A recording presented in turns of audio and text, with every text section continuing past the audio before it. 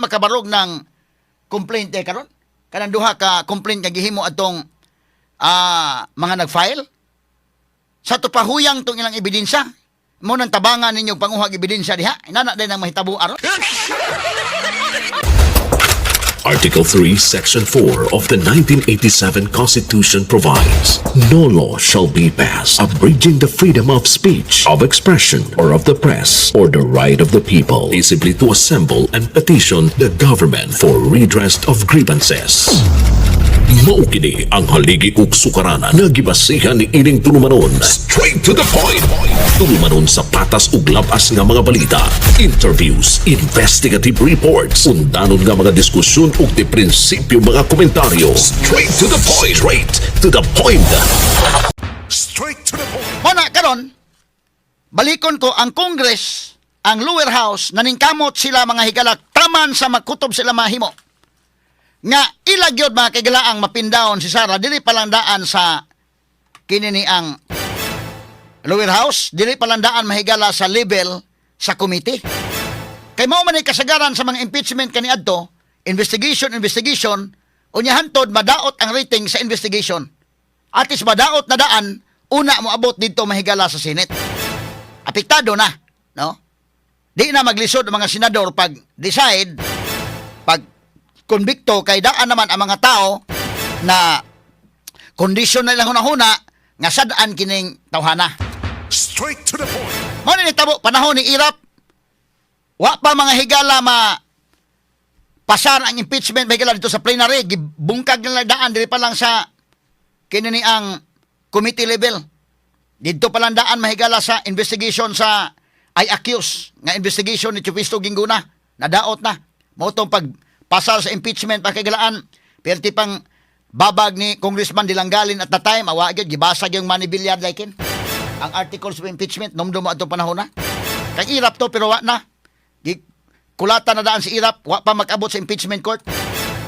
Kadtong kang kwan, Justice Corona, mausad. Kulata na daan, mahigala, wa pa mabot dito sa impeachment court. Na, kadtong mga uban nga mga investigations, dili pa lang sa committee level. Nga naman, ang committee level magod, og mo'y mo imbestigar mahigala, mahimo man latanan kung sa ilang ganahan nga pamaagi. Dili sa committee level palang daan. Unya, kanang congressman mga kaigalag mo'y mo imbestigar sa ilang mga investigation in aid of legislation kunuhay. Pero ang ilang mahigala nga pag demolition job na ito mga sukit di paminaw. Straight to the point. Nagsilbi na, panahon mga higala ni Manny Villar, kanang istayla, kaya kayo, dutlan sa Manny Villar, ato panahon na. Dutlan. Taas sa ratings sa Manny Villar, delikado dumadaog mga higala pagka-presidente, ilangip, tabangan og imbisigar. Dili sa committee level lang. Nga naman, kinigong committee level og may mo imbisigar, ipasangil man lang nga in aid of legislation eh. Pero, kulata na mayo, demolition job to. So, katong C5 scandal ni Manny Villar, gibugbog mayo sa Manny Villar, pagbugbog pa mahigalawa na down ang yang rating, Napiktaran yun si Manny Villar. Tanawa, pag human mga higala eleksyon, wa na. Nakadungog bagod mo C5 scandal pag human sa eleksyon, wa na. Katupang kuha na gito, rating taas man. Sama mga higala ni Binay. Kanas Binay, kusog kayo. Nagtuob ito mga tawa na. Presidente ni Gus Binay. Kaysa na may kusog kayo, Vice President ni Kusandaan. Ay sus, imbisigar mahigalas. Committee level lang ha. Imbisigar o maayo mga kaigalaan ang mga anomaliyas, Makati hala, imbisigar. Dihas committee level lang, Dutlan Binay. Tagak. Si Sara, ang nakalahi ini, kay Quadcom gini, upat ka committee quad. Upat ka committee nagtabang. Gitirahag maayo last year. Suswa man madutli. Straight to the point. Gitabangan Sara, wa gihapon madutli. Nyadto mga higalang Committee Investigation Squad. Kung kaya na matato ngilang tuyo nga madaot na dito para mo arangkada na ang impeachment. Agoy, naunsang hitabu awa man lahi ning iya man ang unique ning kang Sara. Ambot ka ning sa pagkakaroon lang ha. Ambot na ka ngadto. Pero sa pagkakaroon wa madutli. So kining gihimo ron sa impeachment ni Sara, naana ni karon sa House Committee level, Committee on Justice. Ang ilang himuon sa Committee on Justice, ang ilang mga higala nga trabaho mao ang pagdetermine kung kanang maong complaint against Sara Duterte sufficient in form ba? Sufficient in substance ba? Sufficient in ground ba? Dunay gamay may galang clarificatory hearing, sama sa fiskalya nga dunay clarificatory hearing, then tan-awon na ay probable cause, pag-evaluate na probable cause, ditso na dayon, adto na sa plenary. Voting dito sa plenary, mag-voting mga higala sa plenary, o makakuha 1/3 votes, isaka na ngadto sa Senate, converting into an impeachment court. Mao kana mga kagala ay mahitabo. Ha? Pero karon mga sukid dig paminaw, Straight to the point. na medyo nasubraan ng ilang gihimo sa Congress, sa lower house, kay mo lagi ning ingon tubitsang ko nga nanghadlok ni sila ron, kay uroy di mpugan Sara, wa presidente ni gukuro man sa balik ani ron. Di na ba ko namudumot Sara, pero ang iya na ang katong dunay anomalya, delikado man.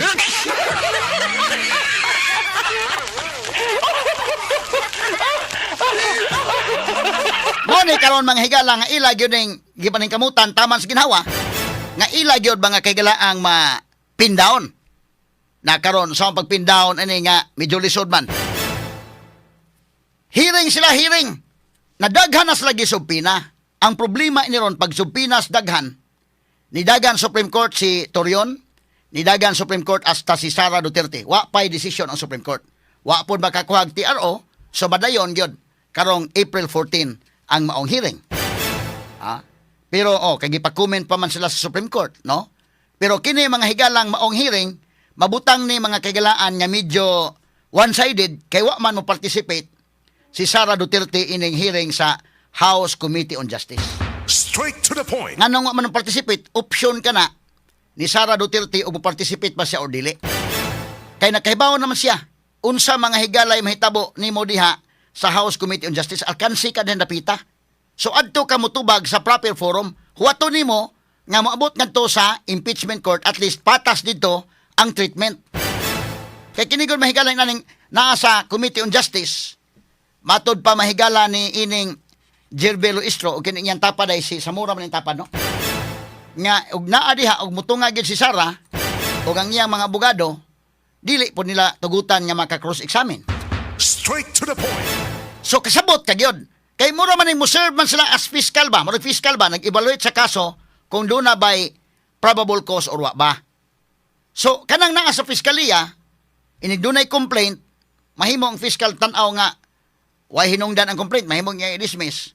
Pero tan-aw niya dunay basihanan o dira niyang pikas mahigala nga mo submit og counter affidavit, mga ebidensya, i-evaluate sa fiscal. Pag-evaluate sa fiscal, kinahanglan nga doon ay clarificatory hearing, magpatawag siya. Narag mo to nga og dili ang respondent, pero og di mo to nga i-resolve sa fiscal pagpasakas kaso nga doon sa korte. Adto na sa korte mahigala ang kinini ang patas nga pag-hearing. Straight to the point. So, og ikaw may abogadong Sara, moingon gyud ka adto mis proper forum na lang. Dili mi participate din na kay maalkansi man tada gawas nga bias sa daan ang mga congressmen. Na naman sila predictable man sila. Predictable man sila, kabantay mo sa ilang voting gani, wa naman kay chance niya bisag unsaon pa nimo og lihagyag og ebidensya, wa na kay chance niya. Mo na nga mamili ka ngadto na lang ka mahigala sa impeachment court. Ikaduha, questionable pod og maghimo og mini trial ang lower house. Ngano man? Tungod kay balikon ko under sa constitution, ang dunay gahom pag-initiate og impeachment mao ang lower house. But ang dunay gahom pag-try sa impeachment ang Senate man. Straight to the point. So karon ang lower house di man Senate. Ilang ilugan ang Senate sa atang trabaho? Nya kanang imbestigar, kutubra mahigalas clarificatory. Ilan nang isa kada man kay pababulkos, o paday pababulkos antod karon. So mo na nga even mahigala si Justice Ascuna ni tingog na ini. Wa man may magistorya ang Justice Ascuna pero napare-pareha ang atong opinion ni Justice Ascuna. Sa ako nag-ingon, og ikaw abogadong Sara, practicing lawyer ka, katong banggiitan gyud nga practicing lawyer, imong evaluate ni. Kung ako nagyud ka nga di na watay kapuslanan mag-usik tas tong ebidensya diha, mag-expose ta sa atong arguments, mag-expose ta sa atong ebidensya, wa man tay chance diha. Predictable naman ang mga congressmen daan. Ikaduha, umuan ha, tadi ta ka-participate o klaro, igor ta maglingkod-lingkod, kaya di man katugutan nga mo cross-examine. Di man. So sila tanan, ang mubulaan ni sila ra, ang committee. palihan ni ka ng clarificatory, bitaha pa ng clarificatory hearing sa fiscal kay ang fiscal na may mangutana ana, as a rule, dili pwede maka-cross-examine ang defense counsel, pero mahimo maka-suggest o pangutana ang defense. Pero dili sa cross-examination yun, nga, depende sa fiscal og tugutan ka o di ka tugutan, maingong fiscal iari lang ng pangutana nako, kay ako rin mangutana sa kinini ang parties. Mo na may mahitabo. So, og ikaw, abogado, kakaroon din ha, dili mapatas, kaya di magkaka-object. Ang agi mong object ka ng mga congressmen. Di ka ka-object, nya di po ka maka-cross-examine, sao man mo na. So, dili patas mo nang adto ka sa proper forum. Maingon ka nga adto lang ko sa proper forum dito sa impeachment court. Na karon, dagan sa Supreme Court, doon na ba'y basihanan? Doon na. Muna mo ingon mga higala nga, o ingon Sara nga bloodbath, o niya nga nung masamuto nga di sa impeachment court. Ang tubag ka na siya mga higala, dunay inutok nga pamaagi na, strategic ka na sa defense nga dili na sa diha. Ayaw na paglangan diha. Adto ta sa impeachment court na. Kay at least patas dito. Ang abogado mga kagalaan sa pikas, kini mga congressmen, they will serve as prosecutors. Mulingkod sila sa pikas nga habig. Dayon ang defense counsel, doon na pa'y lingkuranan nga pariha ta. Pwede maka-object-object na dayon. Bisag si Gerbelo Istro, og tuwa na sa impeachment court, pwede na mo ma-objectan. Objection. Ang question ni Gerbelo Istro, misleading. Maka-object kan Gerbel. Pero karon sa Libels Committee, imo object kan Gerbelo Istro, delikado ikaw pa'y papriso hinoon.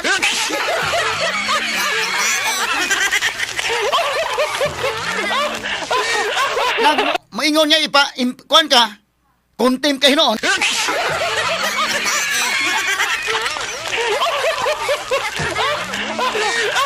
Pero kadto na sa impeachment court, mapatas naman dito. Maka-object ang both sides, patas ang lingkuranan sa prosecution o sa defense. May nakabitaha dito. Attorney Rufil Fernandez Banyok. Attorney Rufil Fernandez Banyok. Straight to the point. Straight to the point. Now, atong balikan mga kagalaan, kining atong hisgutanan karong butaga. Muna ko giingon, kini ni ang man ta mag-istorya ining Justice Ascuna mahigala, pero ang iyang opinion mao yun, no? Interviews Justice Ascuna mahigala labot ining mini trial sa House. O sa tubag mahigala ang Justice Ascuna. Ato lang i-acknowledge ini ang Billionario Channel kay dito man sa interview. Atong paminawon kining iyang interview mahigala. Former Supreme Court Justice ni kining Adolf Ascuna. Ato paminawon mga kagalaan.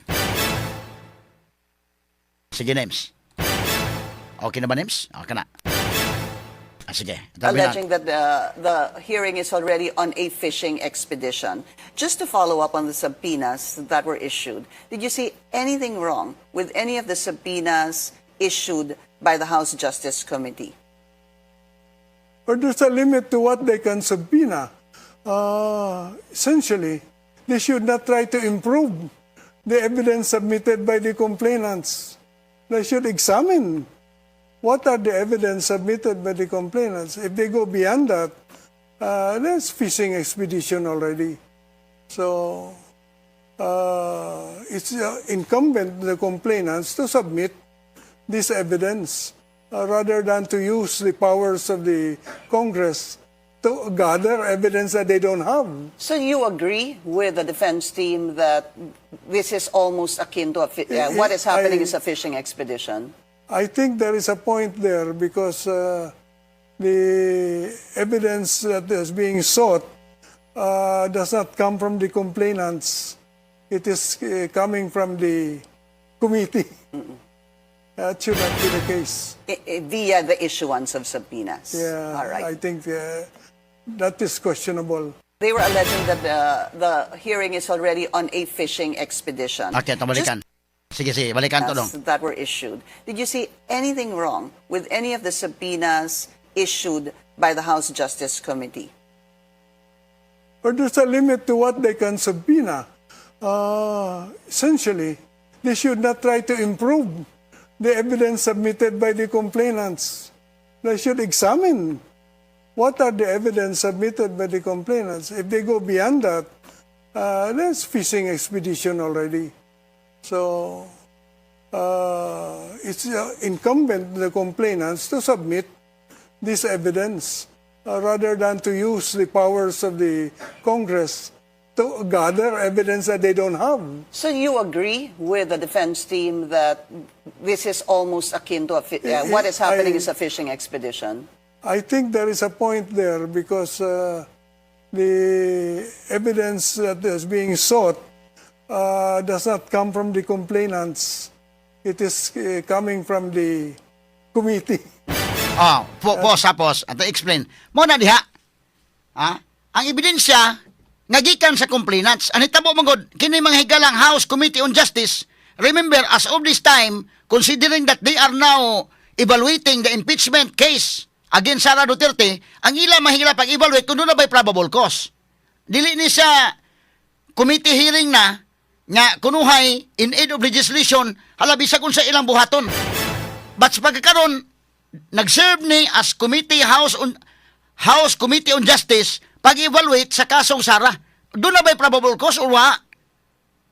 Simple na ba ng probable cause? O tanaon nyo doon na probable cause o proceed.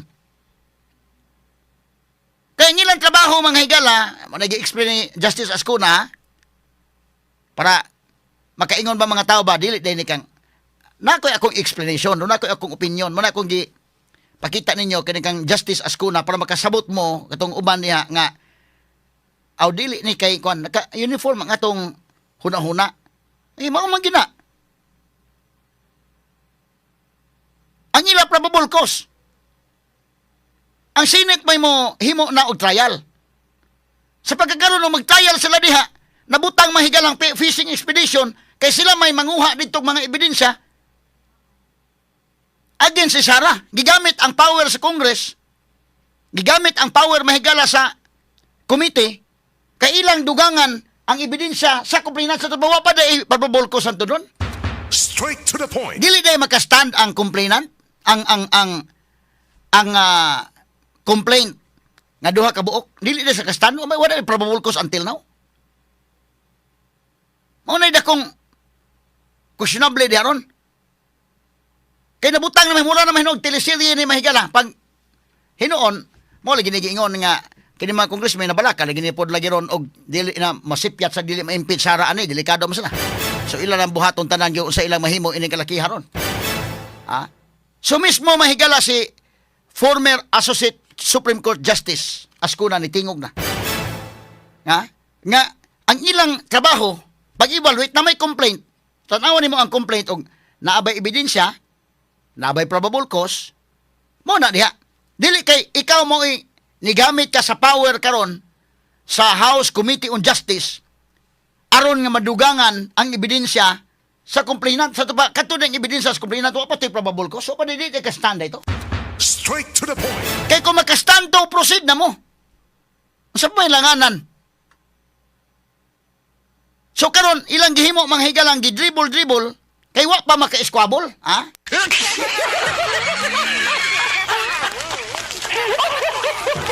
Wa pa makarangkada. Nabutang na og kinini ang daw teleserye na ang nahitabo hinuon aning kalakiha. Ang ilang trabaho dunay complaint, i-evaluate nimo ang complaint na ba nay probable cause. Tan-aw ninyo nga medyo patubagon ang pikas, itubag man Sara adkaw tilam, ang answer adkaw tilam. Okay, so tan-aw nimo, sige. Imong evaluate ng ebidensya sa complainant. Karon kung kinahanglan mahigala kay iyang trabaho gud sa House pag-initiate sa impeachment ang trial adto sa Senate na muhimo mo trial diha violation na. Straight to the point. Kay ang power to try impeachment cases na man sa Senate. Ang power to initiate na sa lower house. Nya pag initiate na ay complainant makastand na naman kay probable cause. Sa tuba kung sabto na turon nga mag-mini trial mo sa pawa pa day ka stand dili makabarog ng complaint karon. Kanang duha ka complaint nga gihimo atong mga nag-file. Sa tupahuyang tong ilang ebidensya, mo nang tabangan ninyo panguhag ebidensya diha. Inana din ang mahitabo aron. Kay supposedly dili man mamutabang diha panguhag ebidensya kay inyong tuyo pag-evaluate naman sa mga ebidensya sa complainant. Mo nag-explain karon ni Justice Adolf Ascuna. Kay ug imo nang himuon nga mogamit ka sa mong power aron nga manguhag ebidensya fishing expedition na. Ngadto na ka Senate, imo ipasupina na ngadto Senate. So karon mahigala medyo ni Dagan Supreme Court makagilaan si Dorion, si Sara Duterte Dagan Supreme Court, iyan ang rights nga mo question siya mga higala every dunay angay question imo gyud i-question. Kay otherwise mahigala ma-stop ka sa pag question ana. In every opportunity nga duna kay pangutana, duna kay objection, duna kay ma-raise mahigala imo gyud ang buhaton. Mo nay trabaho sa mga abogados depensa. So kaya balikan to gamay ha kining interview ni Pinky Web. Ato lang i-acknowledge mahigala ang Billionario Channel ani nga iyang interview si former Associate Justice Supreme Court Associate Justice Adolf Ascuna. Balikan ta. Okay, tanaw ko dong Alleging that the hearing is already on a fishing expedition. Just to follow up on the subpoenas that were issued, did you see anything wrong with any of the subpoenas issued by the House Justice Committee? Or there's a limit to what they can subpoena. Essentially, they should not try to improve the evidence submitted by the complainants. They should examine what are the evidence submitted by the complainants. If they go beyond that, that's fishing expedition already. So, it's incumbent on the complainants to submit this evidence rather than to use the powers of the Congress to gather evidence that they don't have. So you agree with the defense team that this is almost akin to what is happening is a fishing expedition? I think there is a point there because the evidence that is being sought does not come from the complainants. It is coming from the committee. That should not be the case. Via the issuance of subpoenas. Yeah, All right. I think that is questionable. Tatanawa, unsa umana ron? Former Associate Justice Supreme Court Adolf Ascuna. Nilapas sila kay nilang trabaho pag-examine lang. Imo examine ang complaint na abay probable cause, simple raman. Pagtanaw na is probable cause, okay, proceed. Pero nga na nila man ang gibuhat, gusto nila manghigalang i-dribble dire, kay wa pa maka-squabble ang maong impeachment.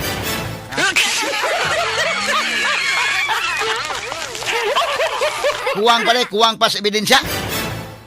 So fishing expedition. Mo na explanation ni Associate Justice Adolf Ascuna nga limited mo sa pag-evaluate sa ebidensya.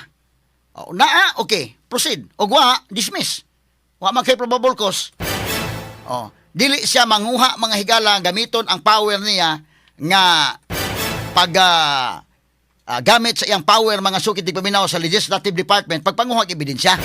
Ngadto na ka Senate, imo supina nimo na by the power of the impeachment court. Kay sila man mao dunay power to try.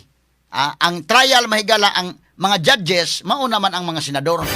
Dili man mga higala kini mga congressmen mo judges. So mo na dihay but ipasabot din napita mga sukit di paminaw. Pero mo lang ginigingon to bitchangko, aniguro gyud sa tama sa ginhawa kay aron nga ma-impeach Sara kay ug di ma-impeach Sara dili man mariglo. Adto na tuyok mga kagilaan. But kamo taman sa ginhawa kay dili mariglo to. Delikado kayo. Doon na yung mga preso ani nila kung di oras ini kalakiha ani kasamang kay. Straight to the point. Mo kana nga kanang wa pagtunga ni Sara diha sa House Committee on Justice. Paukyab na yung istorya na yung mga higala nga nahadlok Sara ingon bloodbath. Kana mga sukit di paminaw opsyon na ni Sara kung mo tunga siya diha or dili. Even sa impeachment court opsyon na ni Sara kung mo tunga dili. Pero tuan na ang full-blown trial sa impeachment court. Ang iya mga abogado of course mo tunga na dito sa impeachment court. Di pwedeng di mo tunga. Pero si Sara kung mo tunga bag dili isip maoy respondent iya ng opsyon. Ikaduha og i-present si Sara nila or dili opsyon na sa defense counsel. Kay di man pwede maka-violate man ka sa rights against self-incrimination sad kung imo mga higalang ibutang sa witness stand ka na Sara. So dili mahimo mga kagalan ang imong buhaton dito sa Senate option karon sa mga abogado mahigala sa defense kung ilang i-present si Sara that means nga open siya for cross-examination. Straight to the point. Pero dili nila i-present ilan ang option nga dili i-present depende na sa depensa. Mura ko nang naduwa bag chess ba. Tan-aw nimo unsay movement sa imong kontra, ambak ang horse, di ambak ang bishop, na imong ipadagan imong queen pod, imong i-forward imong kinini ang rock baka diha, ang phone baka imong forward, ana depende na. Tan maniid man ka, ikaw abogado may maniid man kag unsay move sa pikasad. So, abot sa Senate, ilang opsyon na kung ilang i-present sa witness stand si Sara or dili. Kay doon na may right si Sara under sa Constitution. Pero ilang i-present, open siya for cross-examination. Mo na. Straight to the So point. kung naa siya na nga option dito sa Senate, how much more? Dire mga kagalaan sa lower house. So kanang padakon ang istorya nga, wa mo to nga Sara na hadlock, ha?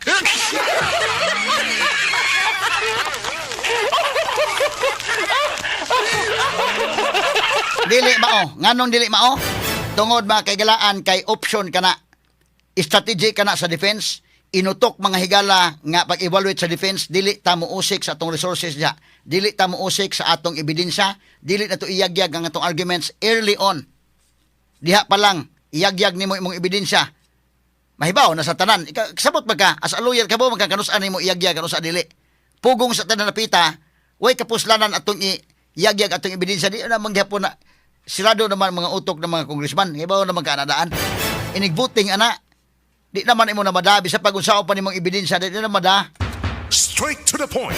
Kita bitaw mo sa kasong BBE mga kaigalan, automatic masad ilang mag-dismiss dayon. Pero kaning kaso mga kaigalaan ni Sara, kumbati. So dihan mo makita may galang kalainan.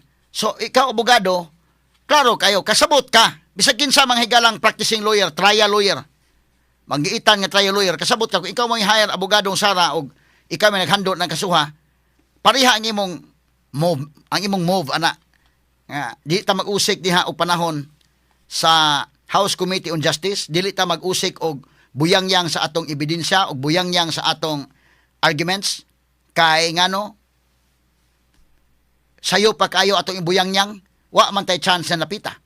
So imong evaluate na daan. Alkansi man ta na napita asa man ka mangita nagmo participate mo di mo ka cross examine. Mo participate ka na di magka-object gani. Ang imong object ka na si Bini Abante kakuyaw ha, basi pag ikaw maoy madelikado. Sama ng Gerbilo Istro, maapil ka diha. Mahimo ka mahigalang under ni Gerbilo Istro. Upoy-upoy ka. Pero ug adto sa Senate dagod, prosecution si Gerbilo Istro maglalis mo. Ikaw nga lawyer, defense counsel ka, level mo ni Gerbilo Istro dito sa Senate. Asa may maayo day. Adto ka ka-level ta. Magdebate ta dito sa Senate. Kay ganahan mo debate yun, palitan ka kasi dilima. Di man ka pwede mo debaten dilima diha. Og abogado kang Sara Duterte mo lingkod ka lang. Maghuwat kag pasultion. O di ka pasultion, dadi wa kay daganan. Ila man na tanan. Di ka kalalis, di ka ka-object. Di ka ka-correct. Pero abot na to sa impeachment court na, mahimo na ka maka-object. Sama ng Luistro panalitan. Dito makitag may laki bagyo na sa Luistro. Kaya nga naman, patas ba? Kalibil mo sa abogado sa dipinsa. Nga naman, tungod kay ang mga judges, ang senador man, maoy mga judges. Straight to the Ang point. kaning naapaning committee, may sila mo'y nabutang nga, kami rin mo hukum-hukum sad, kamo mo'y, kinsa mo prosecute, sila mangutana, sila na po'y muhukom, magpa-supak-supak ka, pwede pa kang ikontek.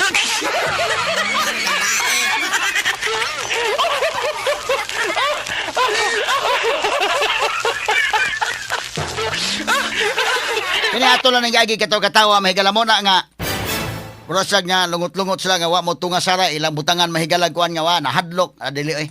Kato mga nakasabot mga kaigalaan sa procedure, nakasabot mahigala sa procedure. Nakasabot sila nga strategy na. Kana pagdagan Supreme Court, strategy gyapon. Strategy ang amag tagaan mo sa tanang kasayon. Ang amag mo imo lang katulgan ang imong katungod. Pagtan-aw nimo diha anytime, every time makakita ka diha og kinahanglan nga questionon nimo. Otherwise, ma-stop ka. Nga wa nimo wa ka mo reklamo, wa nimo questiona kanang usa ka butang seasonably, seasonably. Pag tunga na mong butang nga angay question dayon kay mabahaw. Di pwedeng mabahaw na. Article 3, Section 4 of the 1987 Constitution provides, no law shall be passed abridging the freedom of speech, of expression, or of the press, or the right of the people peaceably to assemble and petition the government for redress of grievances. Maukini ang haligi ug sukaranan nga gibasihan ni ining tulumanon. Straight to the point. Tulumanon sa patas ug labas nga mga balita, interviews, investigative reports, undanon nga mga diskusyon ug di prinsipyo mga komentaryo. Straight to the point. Straight to the point.